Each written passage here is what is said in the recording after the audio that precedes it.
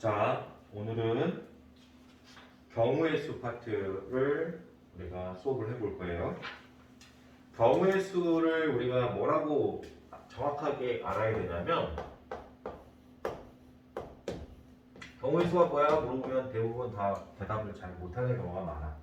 네, 경우의 수가 정확하게 뭔지 알아야 되는데, 이 경우의 수를 정의하려면 사건을 먼저 알아야 돼요. 사건이 뭐 거창하게 정의되어 있는 게 아니라, 사건이라고 하는 것은 그냥 우리가 일상에서 우리가 일어날 수 있는 일들 있잖아요. 우리가 일상생활 하면서 일어나는 모든 일들이 사건인 거야. 꼭 범죄에 연관돼서 사건이 일어날 때를 생각하면 안 되는 거고, 일상생활에서 우리가 일어날 수 있는 모든 일들을 사건이라고 부르는 거예요. 근데 우리가 사건이 일어났다라는 것을 뭐라고 표현하냐면, 사건이 발생했다, 사건이 일어났다 이렇게 얘기하지 않고 시행됐다라고 말을 해. 사건이 시행됐다라고 말을 하는 거야. 어떤 사건이 일어난 거를 우리는 시행됐다라고 말을 하는 거예요. 알겠죠? 그러면 우리가 이제 이걸 이제 좀 생각을 해보자. 사건이 일어났어. 사건이 시행됐단 말이야. 그럼 어떤 사건이 일어나게 되면 반드시 그 사건에 따른 결과가, 일어난 사건에 따른 결과가 존재할 수밖에 없지. 어떤 일이 일어나면 반드시 결과가 존재할 수밖에 없는 거야. 그래서 우리는 이 사건이 일어나고 나면, 시행되고 나면 반드시 결과가 존재할 수밖에 없는데, 그 결과의 가지수를 경우의 수라고 부르는 거예요. 그러니까 경우의 수가 뭐야? 라고 물어보면 결과의 가지수라고 대답하면 돼. 근데 중요한 거는 사건이겠죠? 어떤 사건이 일어나는지를 파악을 해야지만이 그 사건의 결과도 파악할 수 있는 거고, 그 결과의 가지수를 경우의 수로 말할 수 있는 거예요. 그래서 우리가 경우의 수를 구하라 그러면 대답을 몇 가지 이렇게 하는 거예요. 결과의 가지수가 경우의 수다 보니까 경우의 수가 뭐냐고 질문을 던지면 당연히 몇 가지 이렇게 대답을 해야 되는 거예요. 알아들을 수 있을까요? 간단한 거예요. 근데 이거를 이제 정확하게 정의하라 그러면은 우리가 이 책에 있는 것처럼 사건이 일어날 수 있는 모든 경우의 가지수 이게 아닌 거예요. 잘못돼 있어요 지금. 책의 서술이 좀 어설프게 되어 있는 거예요. 경우의 수가 뭐냐고 물어보면 책에 있는 것처럼 사건이 일어날 수 있는 모든 경우의 가지수 이렇게 얘기하면 안 되는 거예요. 사건이 일어났을 때, 사건이 시행됐을 때 만들어지는 결과의 가지수라고 정확하게 얘기를 해야 되는 거예요. 알겠죠? 네, 좋아요. 자, 그러면 우리가 184페이지와 185페이지에 있는 합의 법칙과 곱의 법칙을 우리가 공부해야 되냐? 사실은 공부할 필요가 없는 거예요. 선생님이 다르게 설명해 줄 거예요.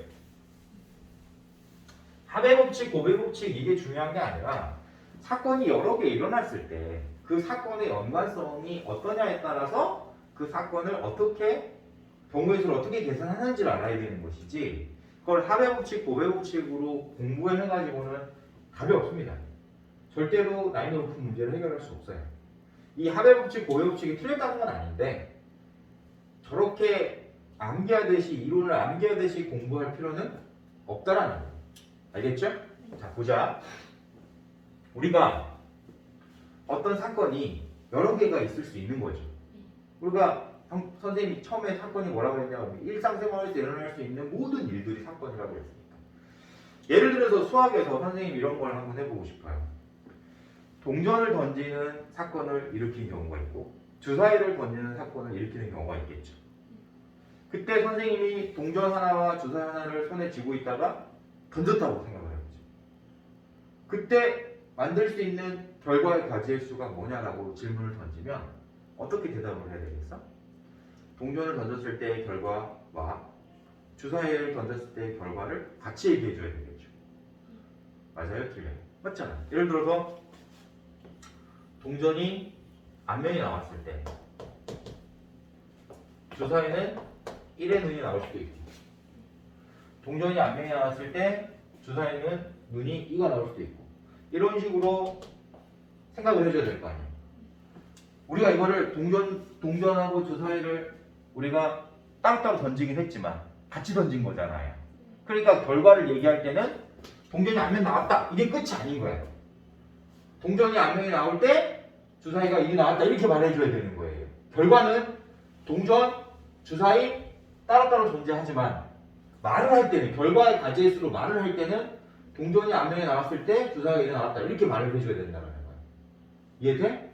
그러면 선생님이 이 동전을 던지는 사건을 A라고 하고 주사위를 던졌을 때 사건을 B라고 했을 때 A라는 사건과 B라는 사건의 관계가 어떤 관계에 있느냐에 따라서 이 경우의 수, 결과의 가지의 수를 어떻게 계산하겠다로 생각을 해야 되는 거예요. 이해되겠어? 자, 동전을 던지고 주사위를 던졌을 때 이 두 사건의 관계가 쌍으로 표현해야 되는. 그러니까 우리가 그 결과를 같이 한 번에 얘기를 해야 된다면 하나로 얘기를 해야 된다면 이 두 사건의 관계는 연관성이 있는 거예요, 없는 거예요? 있는 거죠. 그런 연관성이 있는 관계는 보통 어떻게 문장으로 표현되냐면 AND의 문장을 가져. 보통 그런 문장으로 엮여 있어요. 사건들이 엮여 있어요. 이 두 사건이 연관이 있다. 그러면 이 두 사건의 관계는 AND의 관계를 가지고 있는 거예요. 자, 동전하고 주사위를 던졌어요. 그럼 결과를 얘기할 때 동전이 뭐가 나오고 이고 주사위는 뭐가 나왔다 이렇게 얘기해야 되지.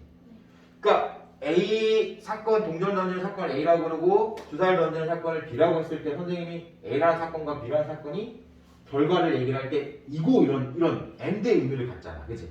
앞면이 나오고 주사위이 나왔다 이렇게 얘기를 해야 되는 거니까. 이해되겠어? 이런 AND의 관계를 가지고 있는 경우의 수를 계산할 때는 각각의 사건의 결과에 곱셈을 하면은 전체 결과를 만들 수 있는 거예요. 왜 그러냐면, 왜 곱해야 되냐면, 이제 이걸 우리가 곱셈의 원리를 따지면 앞면이 나왔을 때 만들 수 있는 경우가 몇 가지죠? 6가지죠. 그러면 동전이 뒷면이 나왔을 때도 똑같은 방법으로 6가지를 쓸 수 있겠지. 그럼 우리가 6 더하기 6을 할 거냐, 아니면 6 곱하기 2를 할 거냐, 이 문제인 거야. 이해되겠어? 얘가 앞면에 나왔을 때 결과의 가지수가 6가지야. 얘가 뒷면에 나왔을 때도 같은 6가지의 결과의 가지수를 가져. 그러니까 6 더하기 6을 할 거냐, 6 곱하기 2를 할 거냐, 이 문제에서 우리는 계산을 빨리 하려면 당연히 곱셈을 써야 되겠죠. 맞아요, 틀려요? 맞죠? 이런 것처럼 AND로 엮여있는 사건들은 이렇게 쌍으로 얘기를 해야 되기 때문에 앞에 만들어진 결과랑 같은 결과의 가지의 수가 존재할 수밖에 없는 거야. 이해되겠어, 안 되겠어? 되겠지. 그때 우리가 이렇게 곱셈을 통해서 경우의 수를 계산한다라는 이론이 바로 고배 법칙이라고 여기서 설명을 해놓고 있는 거예요. 근데 이걸 우리가 굳이 고배 법칙이라고 말할 필요는 없습니다. 근데 또 다른 선생님의 의미로 한번 얘기를 해볼게요. 자, 선생님이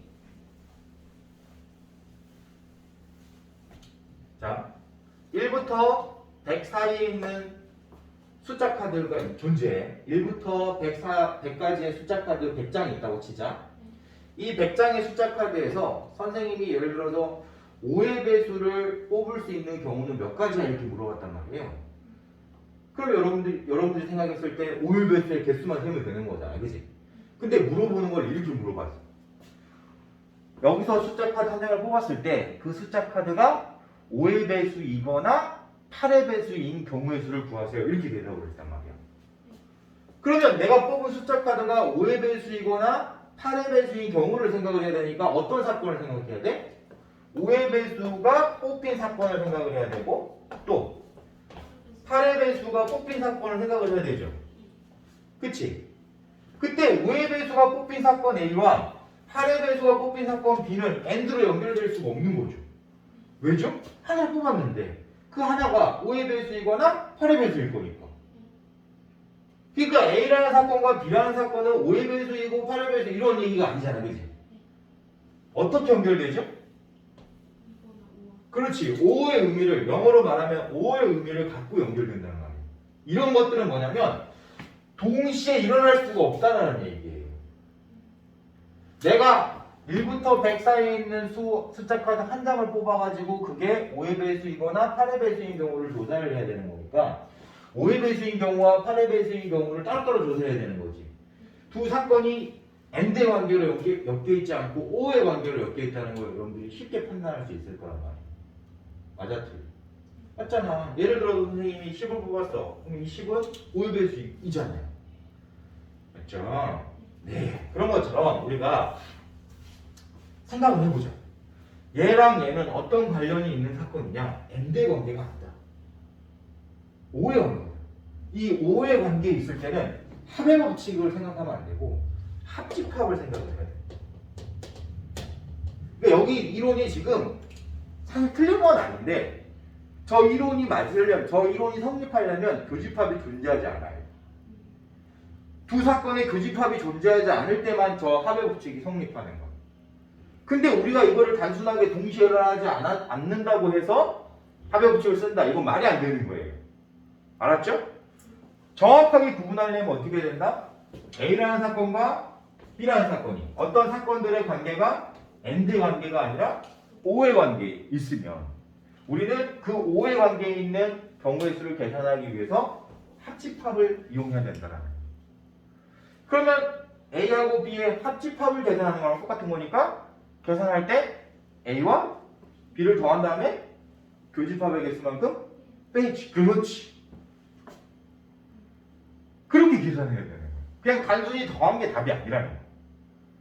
근데 교재에 있는 내용은 그냥 단순히 더하면 답이다 이렇게 말해버리고 있잖아요. 그게 잘못된 거예요. 알겠죠? 이해할 수 있어요? 네, 좋습니다. 그렇게 해서 우리가 사건을 구분하는 걸 하는 거예요. 사건을 구분할 때, 1차적으로 사건을 구분할 때는 반드시 두 사건의 관계가 또는 여러 개의 사건의 관계가 엔드 관계로 표현을 해야 되는 것인지 오의 관계로 표현을 해야 되는 것인지 판단을 하면 돼요.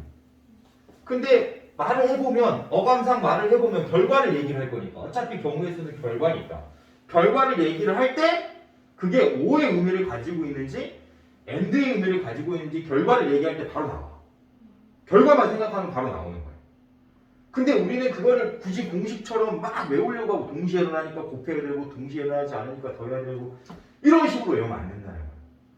항상 경우의 수는 결과에 포커스를 맞춰야 되는 거예요. 그래서 내가 어떤 사건이 일어났을 때 만들어지는 그 결과들을 얘기를 하는 거예요. 그 결과들을 표현을 할 때 그 표현들이 엔드의 의미를 가지고 있느냐 오의 의미를 가지고 표현을 해야 되느냐 이걸 구분해야 되는 거지. 합의 법칙, 고백 법칙 이렇게 하면 안 된다는 거예요. 이게 진짜 잘못된 거예요. 그래서 선생님이 앞으로 모든 예제를 풀 때 사건을 구분하고 그 사건의 결과를 얘기를 하면서 엔드인지 오한지를 한번 얘기해 줄 거예요. 그런 식으로 선생님이 설명을 해줄 겁니다. 알겠죠? 자, 바로 187페이지 필수예제 1번 한번 보도록 할게요. 선생님이 예를 들었던 문제랑 비슷한 문제가 나왔죠?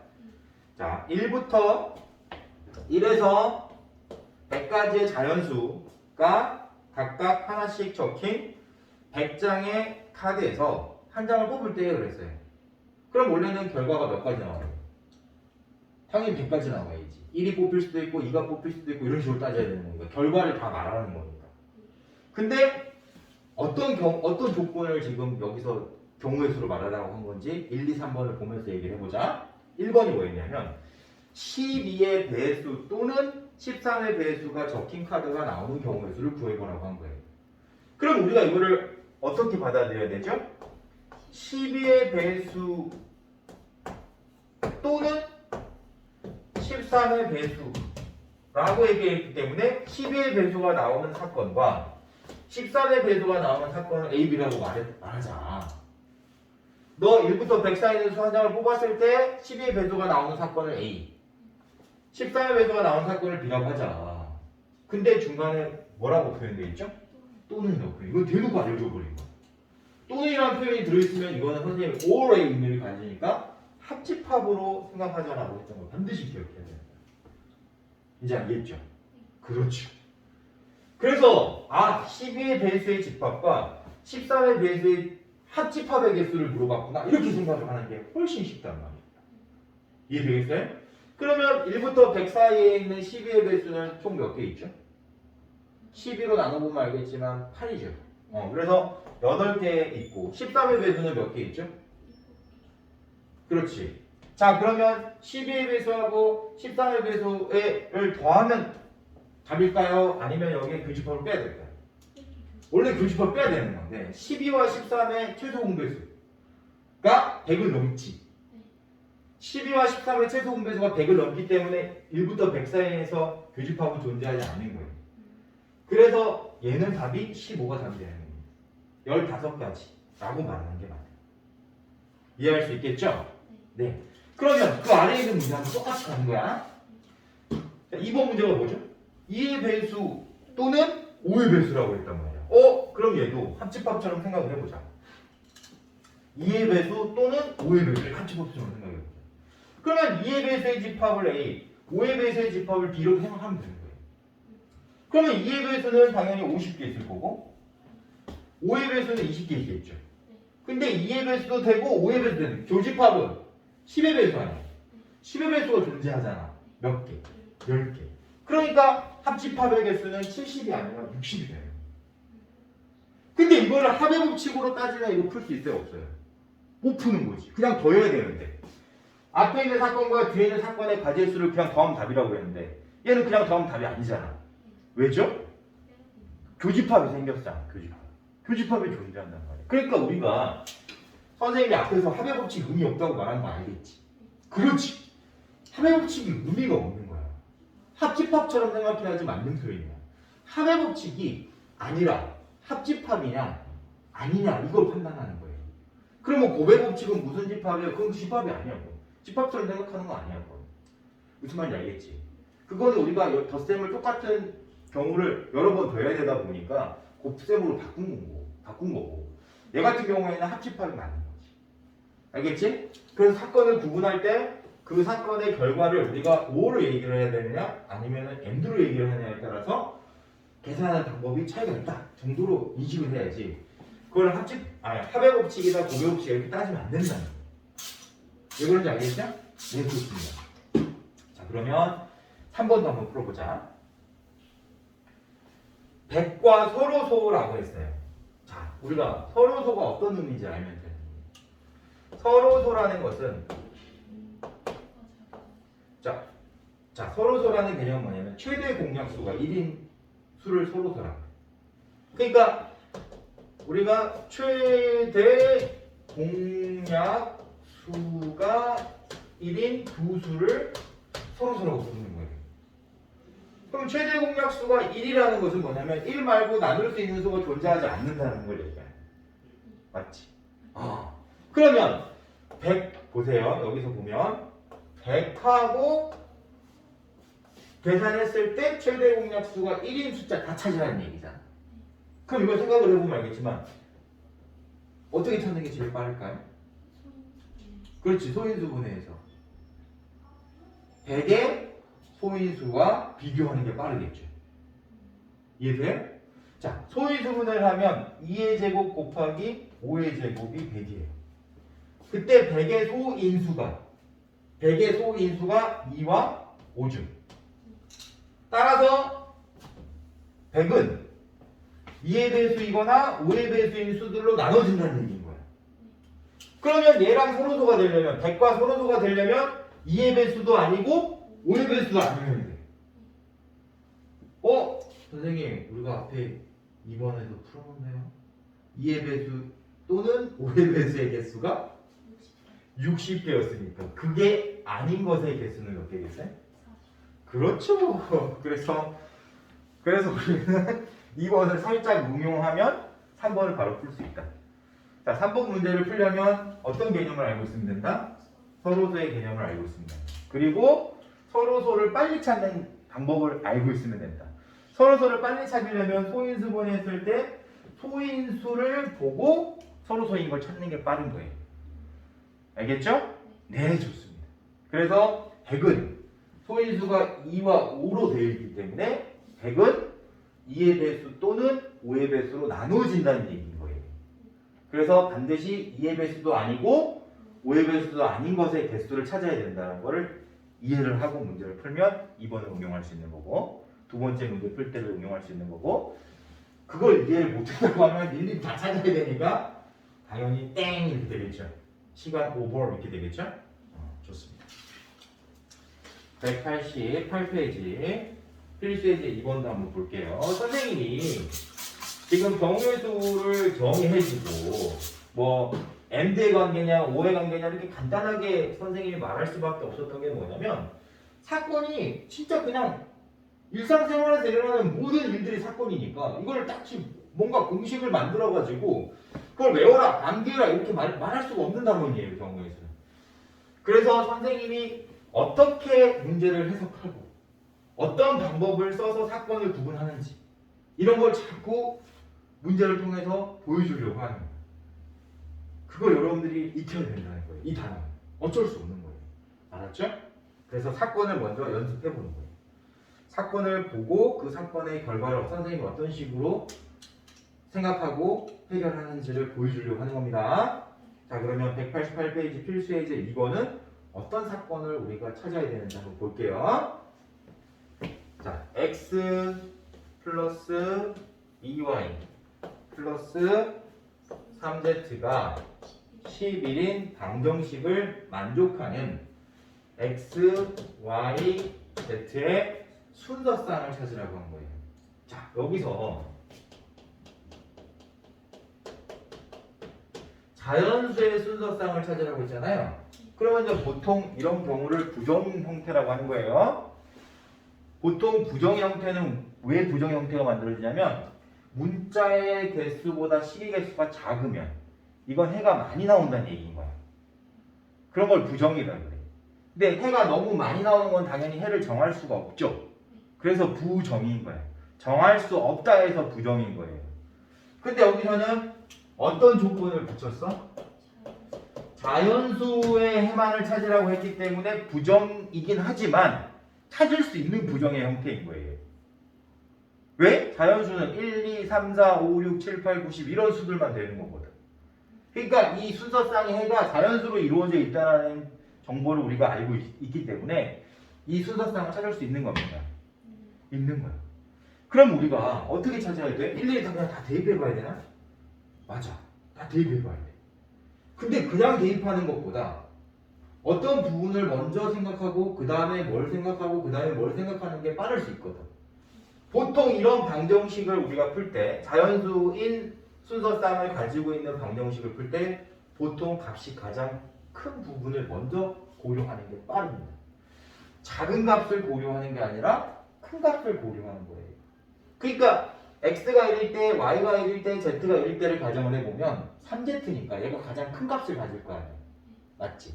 그래서 우리는 이 3z를 먼저 기준으로 가장 큰 값을 기준으로 경우를 조사할 거예요. 결과를 조사할 거란 말이에요. 그러면 z가 1인 경우를 조사하는 거예요. 자연수니까. 1부터 자연수니까.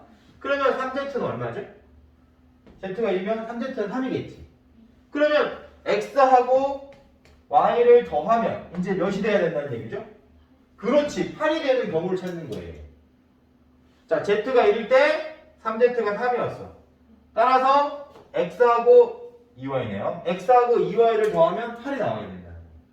그러면 여기서 또 둘 중에 누굴 또 먼저 고려를 해야 되겠어? 그렇지. 둘 중에 큰 걸 또 고려하는 거. 같은 방법. 그러면 y가 또 1일 때 또 조사하겠죠. 그럼 y가 1이면 얘는 2일 거니까 x가 정해진다 안 정해진다? 정해진다. 이걸로 정해진다. 그래서 우리는 순서쌍 중에 하나 6, 1,를 찾는 거야. 그러면 얘가 2일 때를 조사해야 돼? 아니면 y가 2일 때를 조사해야 돼? 그렇지. 아직 얘네 둘이 더해서 8이 되는 경우들이 더 많이 있다는 걸 알아야 되는 거야. 그러니까 여기서 해를 다 찾고 그 다음에 z를 2로 늘려야 되는 거예요. 알았죠? 아직 여기 해가 더 남았잖아요. 자연수 해가. 그치? 그러면 y가 2일 때는 x는 4여야 돼요. y가 3일 때는 x가 2여야 하고 y가 4일 때는 x가 0이어야 하는데 자연수 조건에 유예되잖아요. 그럼 우리가 여기서 z가 1일 때 x 더하기 2y가 8이 순서상 다 찾은 거 안 찾은 거야? 찾았지.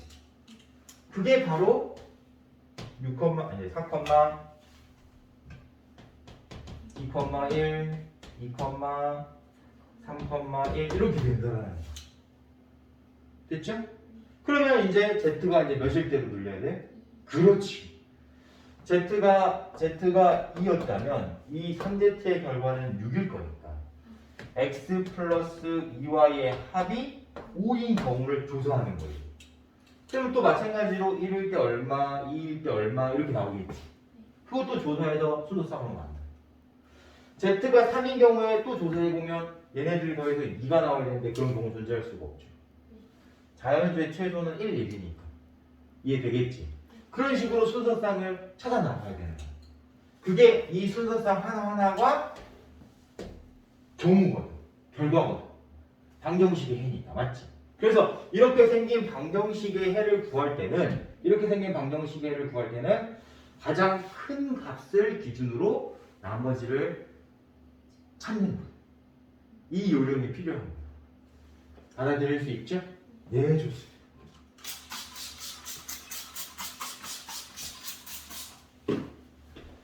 그러면 필수의 제 2번도 어떻게 해결하는지 알았기 때문에 넘어가면 되는 거예요. 자, 필수의 제 3번 볼게요. 자, 필수의 제 3번을 보면 전개했을 때 항이 몇 개냐 이렇게 물어본 거죠. 자, 보통 우리가 인수 두 개를 곱하면 자, 안에 공통된 항들이 존재하지 않는다는 것은 전개했을 때도 공통된 항이 존재하지 않는다는 걸 알아야 되는 거예요. 그러니까 이 앞에 있는 인수 부분과 뒤에 있는 인수 부분이 안에 들어있는 항들이 다 다르잖아. 다 다르다는 것은 이거를 분배 법칙에 의해서 전개했을 때 만들어지는 항들이 모두 다른 항들이라는 걸 알아야 돼. 그러니까 얘는 지금 말 그대로 선택의 문제로 한번 생각을 해보자.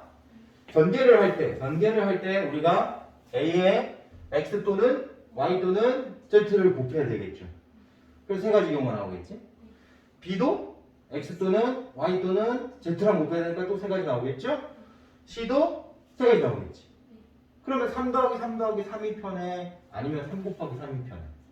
그렇지. 그걸 우리가 이렇게 인식하자는 거야. 잘 봐봐. 얘를 전개하려면 앞쪽에 있는 인수 중에 하나의 항을 선택을 해야 되고 뒤쪽에 있는 인수 중에 하나의 항을 선택해서 그걸 곱했을 때 전개라고 말하는 거잖아. 그지?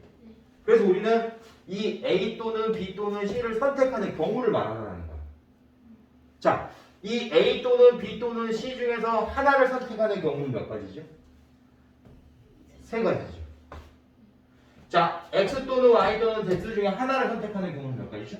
그것도 세 가지. 그래서 두 사건의 관계가 전개를 해야 되는 관계이기 때문에 곱해서 계산하자 라고 말하는 게 빠르다는 거지. 이해할 수 있겠어요? 좋습니다. 항을 구분할 때, 자, 여기서 이제 조심해야 될 게, 내가 항을 구분해야 돼. 인수를 먼저 봐야 돼. 인수 안에 들어있는 항들을 봤을 때 그 항이 모두 다른 문자다 라는 것은 전개했을 때 공통된 항이 만들어지지 않는다는 걸 말합니다.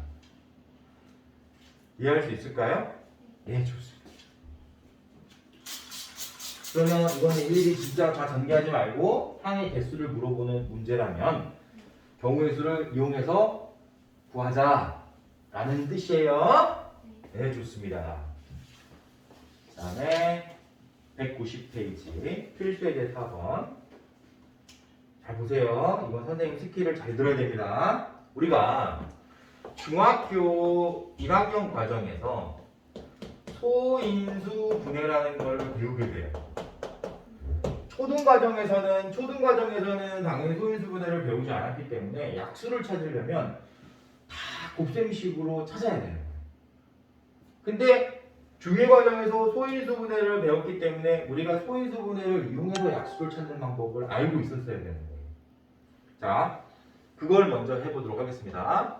360의 약수의 개수를 내가 찾아야 되는 거예요. 그러면 초딩이라면 얘를 어떻게 찾았어야 돼? 암산 빠른 애들 말고 보통 1 곱하기 360, 2 곱하기 180 이런 식으로 해서 곱셈식으로 잘 안 되는 거예요. 그래서 약수를 일일이 이렇게 다 찾았어야 되는 거예요. 그쵸? 이게 맞는 거예요. 근데 중1 이상부터는 소인수분해를 이용해서 약수를 찾을 수 있게 돼요. 자, 소인수분해 해보면 360을 소인수분해 해보면 보통 우리가 이런 거 빨리 소인수분해 할 수 있는 사람도 있고 천천히 할 수 있는 사람도 있겠지만 어찌됐든 소인수분해는 할 수 있어야 됩니다. 선생님 이거는 해줄게요. 선생님은 빨리 하는 편에 속하니까 해주는 겁니다. 2의 세제곱 곱하기 3의 제곱 곱하기 5로 소인수분해 다 됐을 거예요. 이렇게 소인수분해를 했을 때 우리는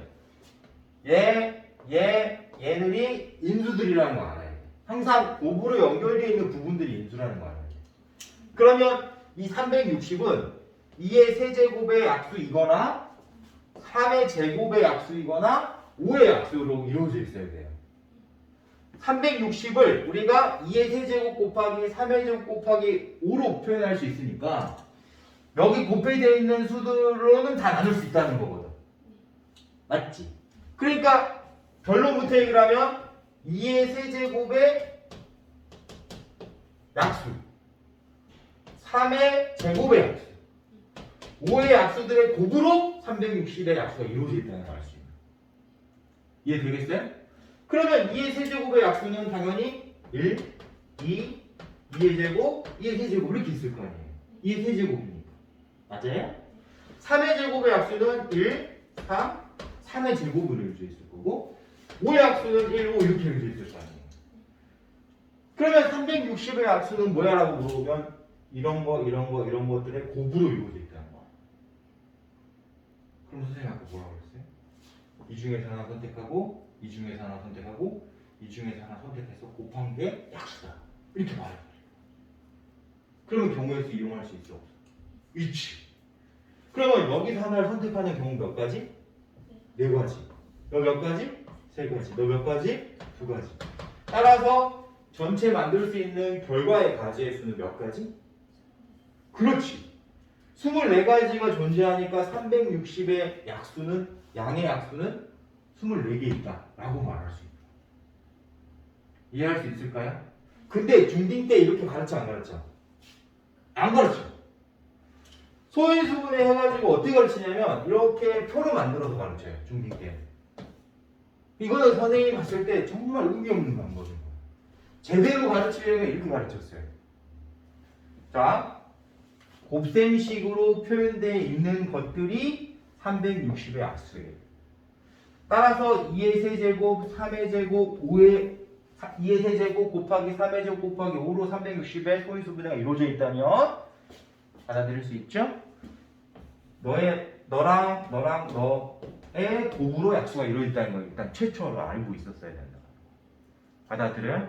그래서 너의 약수, 2의 세제곱의 약수, 3의 제곱의 약수, 5의 약수의 곱으로 360의 약수가 결정된다는 사실을 우리가 중학교 1학년 때 배웠다면 쉽게 맞출 수 있었겠죠? 좋습니다. 자, 선생님이 이거를 왜 계속 얘기하고 있느냐?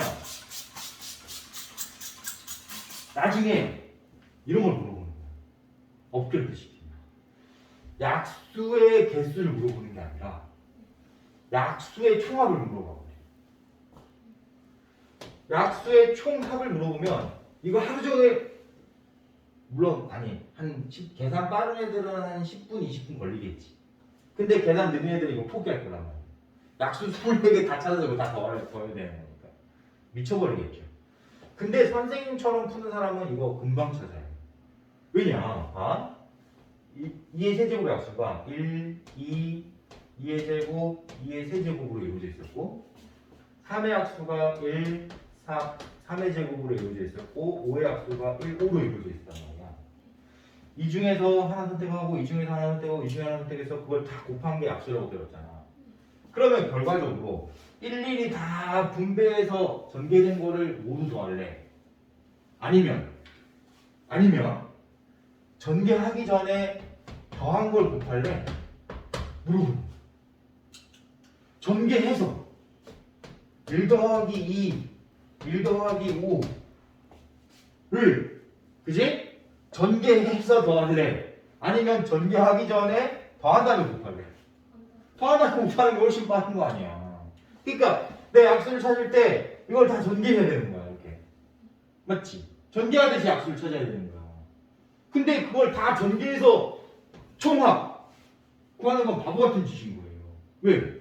전개하기 전에 더하는 게 더 빠르니까. 이해할 수 있겠어?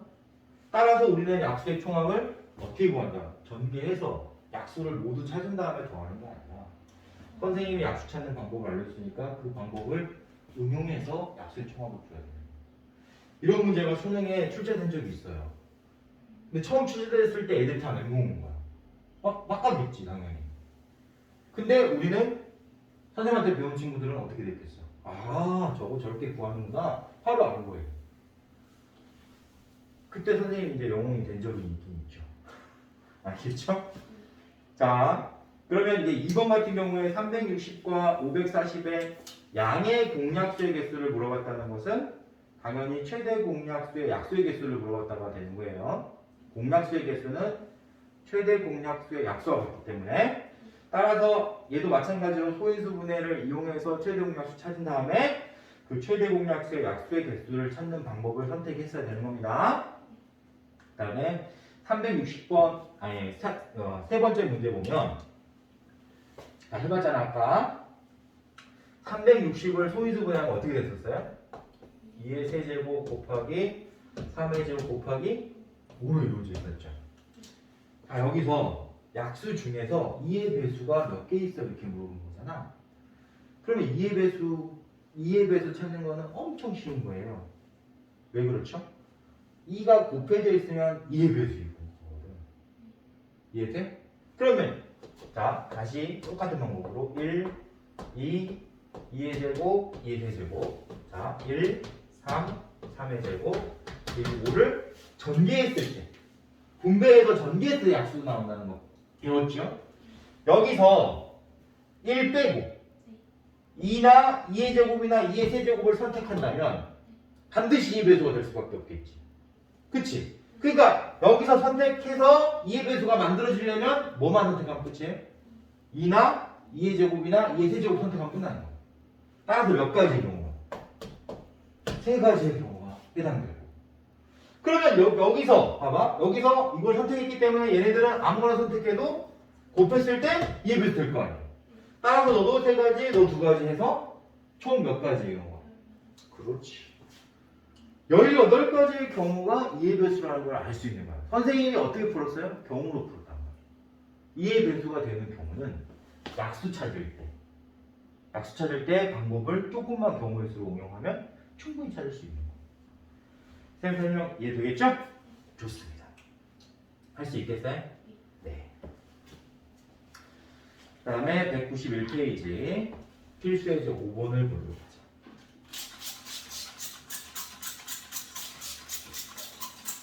자, 문제는 어차피 중학생도 풀 수 있는 형태의 문제입니다. 이거는 경우만 잘 조사해보면 되는 거예요. 자, 오른쪽 그림과 같이 네 도시 A, B, C, D를 연결하는 도로가 있다. 다음 물음에 답하시오. A 도시에서 출발하여 B 도시로 가는 경우의 수를 구하세요 라고 했는데 뭐라고 했냐면 단 한 번 지나간 도시는 다시 지나지 않는다라고 했어요. 자, 이런 문제가 나오면 보통의 친구들은 어떻게 푸냐면 시험지에다가 이렇게 연결합니다. 일일이 세는 거예요, 가지수를. 그러면 진짜로 바보 같은 짓 되는 거예요. 알겠죠? 자, 선생님은 그렇게 푸는 거를 굉장히 싫어해요. 그림 그리듯이 막 여기다가 이렇게 막 연결해가지고 하나, 둘, 셋 이렇게 세는 거 진짜 싫어요. 항상 우리가 경우의 수를 할 때는 사건을 잘 조사를 해야 돼요. A에서 B로 가는 경우가 사건이라고 생각하는 거예요. 그러면 어떤 사건을 통해서 B로 갈 수 있느냐를 따져야 되는 거예요. 그럼 어떻게 얘기하냐? A에서 B로 바로 갈 수는 없으니까 C를 통해서 B로 가는 사건이 있을 수 있고 A에서 D를 통해서 B로 가는 사건이 있을 수 있죠. 그러면 이 사건과 이 사건의 관계를 얘기를 할 때 N든지 O한지만 판단하면 끝나는 거야. 그러면 이거 두 개 얘기할 때 결과를 얘기할 때 너의 결과랑 너의 결과를 얘기할 때 N으로 얘기하는 사람이 있어요? 이렇게 가고 이렇게 간다 이렇게 말할 수 있어요? 아니잖아. 어떻게 얘기해야 돼? 이렇게 가거나 이렇게 가야 된다 이렇게 말하겠지. A에서 B로 가는 방법은 A에서 C를 거쳐서 B로 가거나 A에서 D를 거쳐서 B로 가는 경우이다 라고 말하겠지. 누가 이거를 A에서 C를 거쳐서 B를 가고 A에서 D를 거쳐서 B를 간다 이렇게 말하지 않을 거 아니에요. 그러니까 이렇게 우리가 얘기를 할 때 이 두 사건의 관계는 O의 관계에 있다는 걸 알고 있어야 돼요. 그래서 이제 이 사건과 이 사건의 결과들을 합집합처럼 생각해서 계산하면 된다는 얘기 알았단 말이야. 그러면 이제 이 사건 내에서 이제 또 보자. 이 사건 내에서 A에서 B를 가는 방법을 얘기를 할 때, 결과를 얘기할 때 어떻게 해야 돼? A에서 C를 갔다가 가고 C에서 B로 가야 되지. 그러니까 A에서 C를 가는 사건과 A에서 C를 가는 사건과 C에서 B를 가는 사건이 연결되어 있어요? 안 연결되어 있어요? 연결되어 있단 말이야. 그러니까 이 두 사건의 관계는 뭐죠? 곱해서 전체의 결과를 만들어요. 이런 거를 구분할 수 있어요. 디테일. 그럼 해보자. A에서 C로 갈 수 있는 결과는 몇 가지? 세 가지. C에서 B로 가는 거 세 가지. 따라서 A에서 C를 거쳐서 B로 가는 경우는 9가지. A에서 D로 갈 수 있는 사건은 2가지. D에서 B로 갈 수 있는 사건이 3가지. 따라서 6가지. 근데 교집합이 존재할 수 있느냐? 없죠. 교집합이 존재할 수 없기 때문에 교집합이 빵이라서 우리가 전체 결과에 가질 수는 15가지다 라고 말을 했어야 됩니다. 선생님이 이 경우의 수 문제를 해결할 때 어떻게 봤어요? 먼저 A에서 B로 가는 사건을 먼저 조사를 했죠. 디테일하게 들어갔어요? 아니면 크게 봤어요? 그렇지. 크게 먼저 본 다음에 그 안에서 사건들을 구분하는 거예요. 이런 기술이 필요한 거예요. 그러면 이 기술을 우리가 응용하면 2번이 풀립니다. 자, 2번 한번 풀어보자. 동건이와 수진이가 A 도시에서 출발하여 B 도시로 가는 경우의 수를 구하세요. 단, 한 사람이 지나간 중간 도시는 다른 사람이 지나갈 수 없다는 거죠. 이해돼요? 자, 그러면 여기서 동건이가 만약에 위에 있는 길로 갔다 라고 하면 누구는? 수지는 아래에 있는 길로 가야 되지. 그럼 동건이가 위에 있는 방법으로 갈 수 있는 경우가 9가지잖아. 수지는 아래에 있는 방법으로 가야 되는 거니까 6가지란 말이야. 이 두 사건의 관계는 N대요, O예요? 다시 문제를 볼게요. 동건이하고 수진이가 A에서 출발하여 B 도시로 가는 경우의 수를 구하래. 그러면 여기서 동건이는 이렇게 갔고 수진이는 이렇게 갔다라고 말하는 게 맞는 거야? 아니면 동건이가 이렇게 가거나 수진이가 이렇게 갔다 이렇게 말하는 게 맞는 거야? 그렇지. 동건이 이렇게 가고 수진이 이렇게 갔다 이렇게 말해야 되잖아. 그러니까 이 두 사건은 N대인 거예요. 이거 어떻게 해야 돼? 곱해야지. 순서상 다 얘기해야 돼. 그래서 몇 가지 나와? 58가지 나와. 그러면 이걸 반대로 뒤집을 수도 있겠지. 동건이가 아래쪽에 있는 길로 갔거나 간 경우랑 수지가 위쪽에 있는 간 경우도 조사해야 되겠죠. 그런데 얘도 마찬가지로 결과는 똑같이 54일 거 아니에요. 그래서 54 곱하기 2 이렇게 얘기를 해준 게 답이에요. 이렇게 사건을 구분할 수 있어요. 받아들일 수 있을 것 같아요. 그렇지. 그러니까 결과를 얘기해보면 알아. 그 결과가 AND가 어울리는지 OR가 어울리는지 이거는 사실 합의법칙 고백칙 이거 아니 알았지. 뭐냐면 AND가 어울리는지 OR가 어울리는지 이것만 말해보면 알아요. 뭔가 문장이 이상하다 싶으면 그건 아닌 거야. 알았지? 그렇게 구분하는 게 훨씬 좋은 요령입니다. 좋아요. 필수에 이제 6번으로 넘어갈게요. 자, 이렇게 색칠을 공부하는 문제도 나옵니다. 우리가 색칠을 공부하는 문제가 나와요. 보통 이런 문제는 중복을 허락합니다. 같은 색을 여러 번 칠할 수 있게 해줘요. 대신에 영역이 구분돼야 되기 때문에 이웃하고 있는 영역은 같은 색을 칠할 수 없다 이렇게 말을 해요.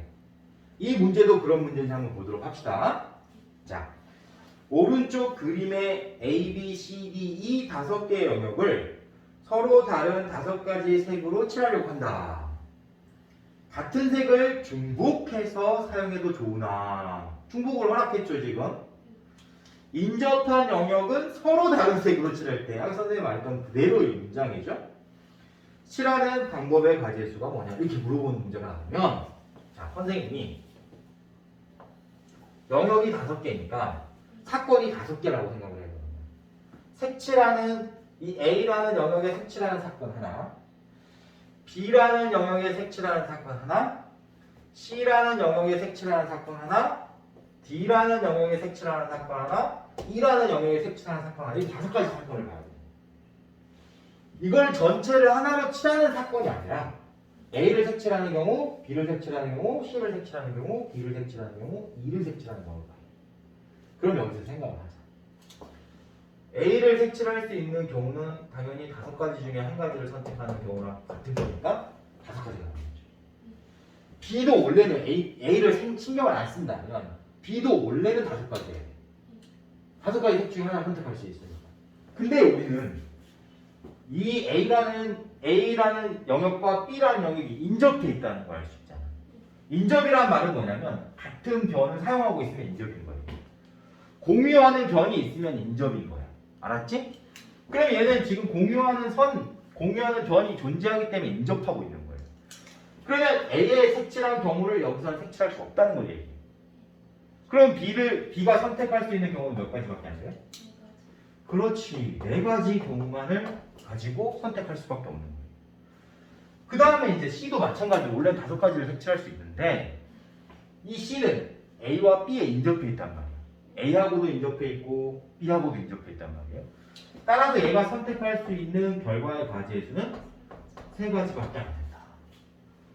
D도 마찬가지로 몇 가지 되겠어요?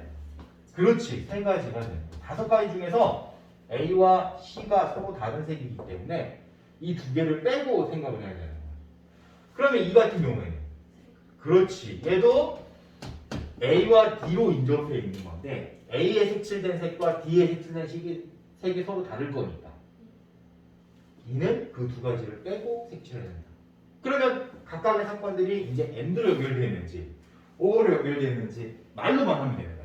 그럼 우리가 색칠할 때 색칠 공부할 때 A 색칠하고 B 색칠하고 C 색칠하고 D 색칠하고 E 색칠해야 된다 이렇게 말하는 게 맞아? A 색칠하거나 B 색칠하거나 C 색칠하거나 이렇게 말하는 게 맞아? 그렇지. AND잖아. AND니까 당연히 얘네들은 경우들을 곱해야 되는 거예요. 이제 알겠죠? 이게 최대한 쉬운 방법이에요. 합의 법칙, 고배 법칙 이거 막 동시에 일어난다 이러고 따지는 게 아니라 각각의 사건을 구분할 수 있어야 되고 그 사건의 관계가 어떤 결과로 어떤 문장의 결과로 연결되는지를 조사를 해야 돼요. 그게 정확한 풀이까지는 아니더라도 최대한 효율적인 풀이가 되는 거예요. 알겠죠? 네, 좋습니다. 그러면 선생님이 일단 오늘 수업은 여기까지 정리하는 걸로 하고 나머지 부분들은 또 다음 시간에 연결해서 선생님이 문제를 풀어주도록 할게요. 오늘 수고 많았어요.